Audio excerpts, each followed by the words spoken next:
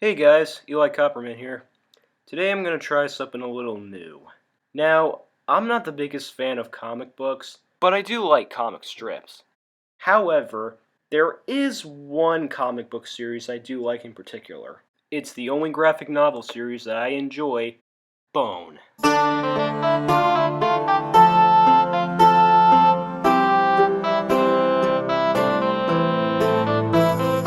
This is a comic strip series created by cartoonist Jeff Smith. The series centers around three Bone cousins, Phone Bone, Phony Bone, and Smiley Bone, who are chased out of their village by the townspeople after their cousin Phony Bone, aka the richest bone in Boneville, makes some business deals that go horribly wrong. But then, they are soon separated by a swarm of crazy locusts, and soon, Phone Bone is on his own to walk. But then he comes across a valley, and after encountering a couple of creatures and humans, the cousins reunite at a bar called Barrel Haven and are aided by two humans, a girl named Thorn and her grandmother Rose Ben. However, as the cousins stay, the valley they are in is soon interrupted by a dark entity, the Lord of the Locusts. Now the Bones, trying to get back to Boneville, are quickly drawn to the events around them, and they are compelled on a hero's journey to help free the valley. Now, as stated before, I've loved these comics ever since I was a kid. They had everything to offer. Humor, heart, drama, character development, and I really liked how the series pushed the envelope. It was definitely a series made as much for adults as it was for kids. In fact, maybe it was made a little too much for adults. Now, it's been announced that they're making a film adaptation after all these years. Now the same studio that made Happy Feet, Legends of the Guardians, and the Lego Movie are making it. But since we've got a while until that film gets a release date, I think I'm going to review the books in total order. Hopefully I can grasp your guys' attention to read them, and I really recommend these books, by the way. They are really good. Don't believe me? Let's get started. Now let's start with Book 1, Out from Boneville. In this book, after being run out of Boneville, the three Bone cousins are separated and lost in a vast uncharted desert. One by one, they find their way into a deep forested valley filled with wonderful and terrifying creatures. Eventually, the cousins are reunited at a farmstead run by tough Grandma Ben and her spirited granddaughter Thorn. But little do the Bones know, there are dark forces conspiring against them, and their adventures are only just beginning. Out of all the books in the entire series, this is my personal favorite. It's great to see the beginnings of how Phone Bone, Phony Bone, and Smiley Bone got to where they are. Phone Bone is my favorite character in the entire series, and it's great to see him develop as the book goes on. It's also really nice to see him quarrel with his cousins, but not the quarrel you're thinking of, more of the family quarrel, in which they are cousins and they fight a lot, but at the end of the day, they really do like each other. I mean, after all, they are family. I also like the introductions he makes to the new characters, like the sweet southerner bug Ted, the stupid rat creatures, and Thorn. Just the sweetest girl you've ever seen. As well as her grandma. But don't be fooled by their sweetness, they do have a certain power hidden in them. Add on to that some well-crafted humor, appropriately paced drama, and scary elements that are not too scary for its audience, and you've got a swell start to a swell book series. Let me tell you, I've read this book so much that it's been falling apart. Don't believe me? Not again. I know, it doesn't sound like I went into a lot of detail with this, but this is the first book and it just started everything, so don't expect every single detail to be filled in. But for now, I will say that it's a well thought out, funny, original, clever, and dramatic book that really knows how to push the envelope. Definitely pick up a copy whenever you get the chance. Now let's move on to the second book in the series, The Great Cow Race. In this book, Phone Bone and his cousins plan to return home after visiting the village of Barrel Haven with Thorn and Grandma Ben. But Phony Bone risks everything on one last get-rich-quick scheme for the town's annual Great Cow Race. As usual, Phony's plans go disastrously awry. Meanwhile, ominous signs indicate that a war is brewing, and Phone Bone finds himself helping his friends defend the idyllic valley from a formidable enemy. This is another one I enjoy a lot. This one centers around Phony Bone, who I'm not gonna lie would have to be one of my least favorite characters. He's just too much of a jerk. I get that he's a miser and all, but he just seems kind of like an anti-hero. However, there is Smiley Bone, who is another favorite of mine. He is the goofiest yet most charming guy I've ever seen in the series. I love how he plays around with Phony's schemes like Pinky and the Brain. As for the case of Phone Bone and Thorn, Similar to the last book, Phonebone and Thorn discover this entity that changed their lives in reality and fantasy for the better. I say fantasy as in dream. I'll explain later. With that said, this is also centered on Grandma Ben, since this is all about a cow race that she wins every year apparently. It's not until Phony's schemes go completely out of hand and the rat creatures end up coming in through some schemes that I'm not gonna spoil, but I will say they are pretty entertaining. Also, Phonebone writes some letters to Thorn. Love poems, precisely. How awkward. Overall, this is a big recommendation from me, and you should definitely go read it whenever you get the chance. Just be kind to your cows. But now the lightheartedness of this comic series is gonna tinker a little, because now we're gonna enter dark territory with the next book, Eyes of the Storm. In this book, things have not gotten any better for the Bones and their newfound friends. Lucius, Grandma Ben's supposed lover, Smiley and Phony are attacked by the rat creatures and barely make it back to Lucius's tavern. Then it doesn't take long before Phony is back to his old tricks. Back at the farm, Phonebone and Thorn are troubled by strange dreams, and Grandma Ben's reaction is stranger still. She reveals long-kept secrets and unexpected dangers. In fact, they may have to leave the farm forever. Oh boy. Now, the comics before were a little more lighthearted than dark, but here, the lightheartedness is toned down, and the darkness just keeps coming up and coming up.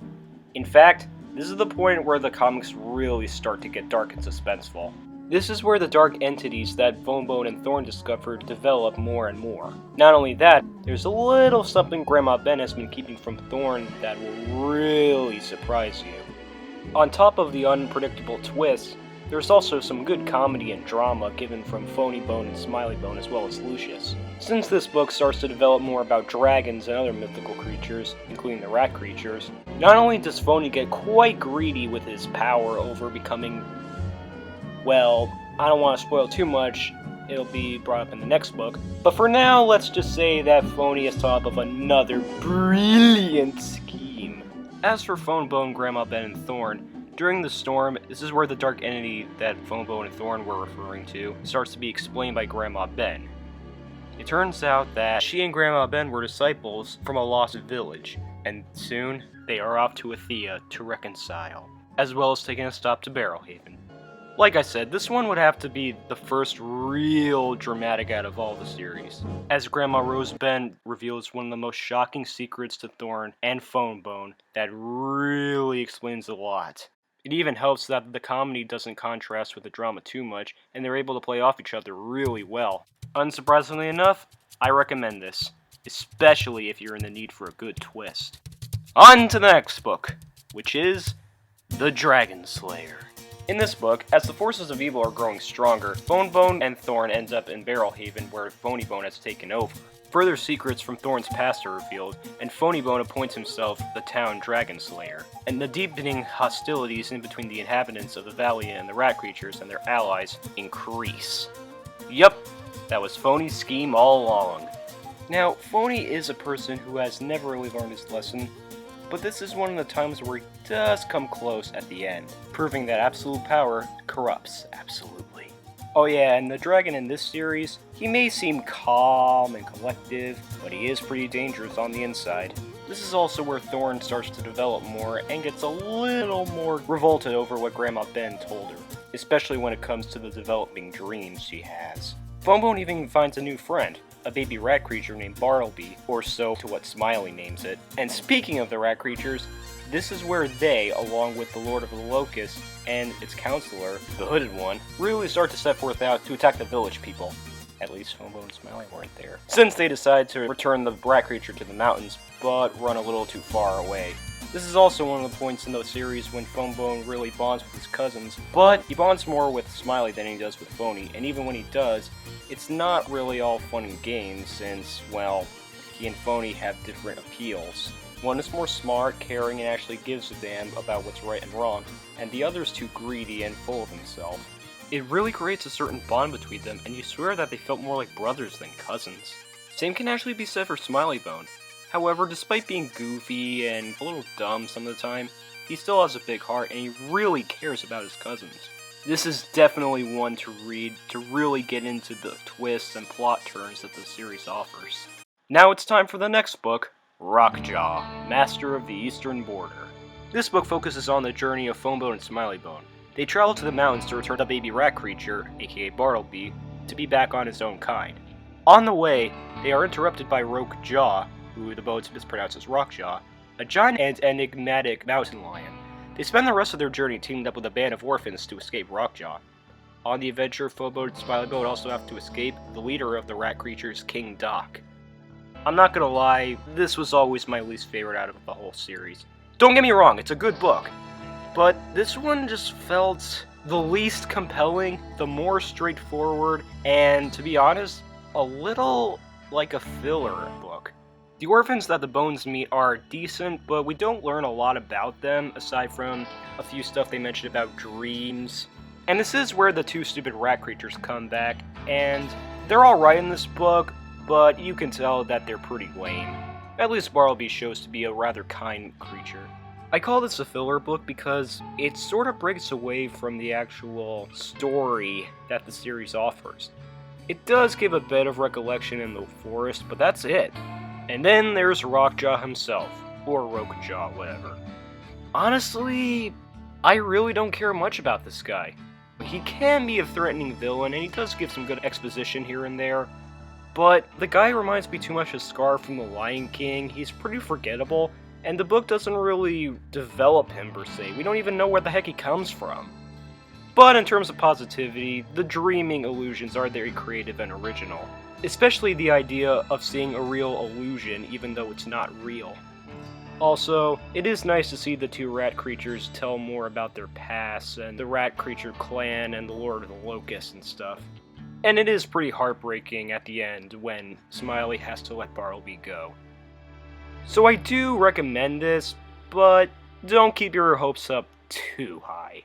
But now things are going to get right back on track with the dark horror and drama, with the next book, Old Man's Cave. In the 6th installment of the series, it reveals more of the plotting between the Hooded One and the Lord of the Locusts, and follows the inhabitants of the valley as they pick up the pieces after the attack by the rat creature army. Like I said before, things pick up with this book. This is where most of the secrets of the Lord of the Locusts are revealed, and this actually reveals the one thing that got Phony and all his cousins kicked out of Boneville. I won't spoil it, but let's just say that the first book really speaks for itself on this part. I think the part in the book that really shines through is the relationship that Phonebone, Smiley, and Thorn give out. Thorn starts to conjure up memories from her past, and Smiley and Phonebone even share a little bit of character development they have with her. It really does feel sweet and heartfelt. Even Grandma Ben gives a little exposition of her past with Athea and her kingdom. We also learn more from Lucius, who really gets a big beating in the book. This is also where the Hooded One begins to realize that maybe Fonsible P-Bone wasn't the person that they were looking for, and it was really Thorn. Overall, this is definitely a recommendation, but I must warn you, this one is pretty frickin' dark, and very suspenseful.